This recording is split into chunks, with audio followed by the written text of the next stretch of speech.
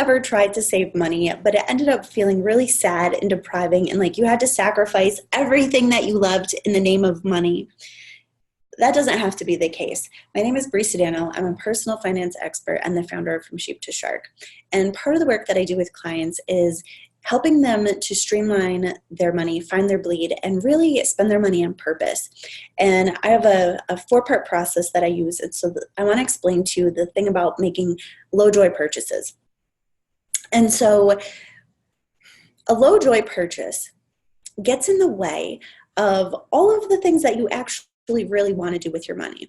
Now, when I say a low joy purchase, I mean anything that does not align with your financial goals.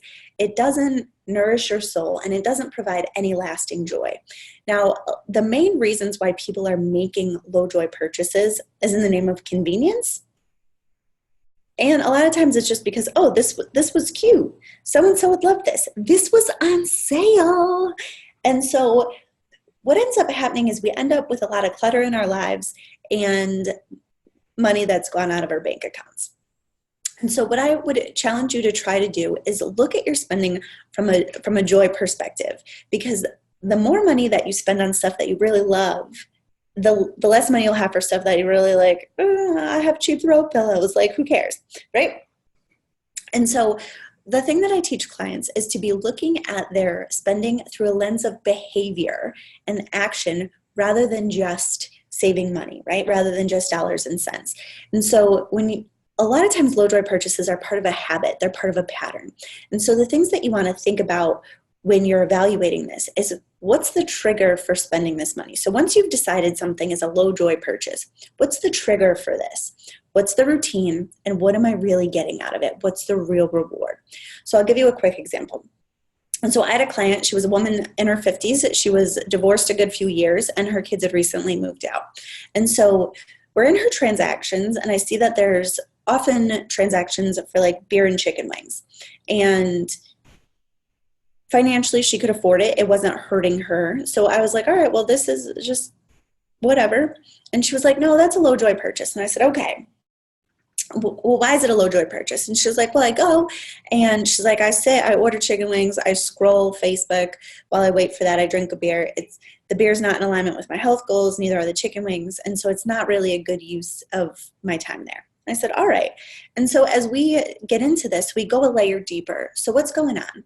And she was like, well, I really just don't. She's like, sometimes I'm still like winding down from work and I just don't want to go home and be alone. I said, all right.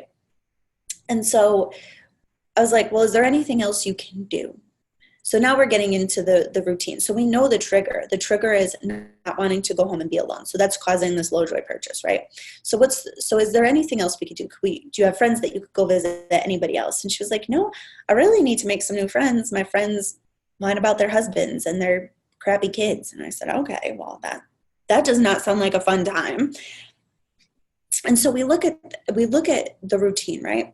Because the thing that she's really looking for, the reward that she's really looking for, is high quality social interaction, but she's really settling for low quality social interaction.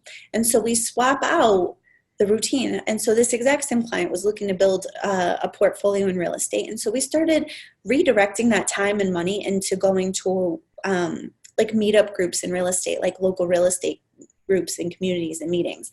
And so this same client she redirected the money. She was still spending the money, but she ended up getting a higher quality social interaction.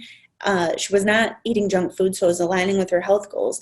And it put her in a position where now she's got friends in her real estate community, and that's helping her like further her real estate investment portfolio. And it's not a career. It's not like that's what she's doing for a job, but it's helping her get there that way. And so when you're thinking about low purchases, you want to think about the trigger for the purchase, the routine, and the reward. Because a lot of times you can swap out that routine for something that's more cost effective and end up getting a similar reward, or sometimes something better. So I hope that was helpful. Feel free to reach out, ask me questions if there's anything I can help you with. I have a free group on Facebook. It's called Shark School with Brie Sodano, and you're welcome to join. I go live there, and I answer questions. All right, so thanks for hanging out with me.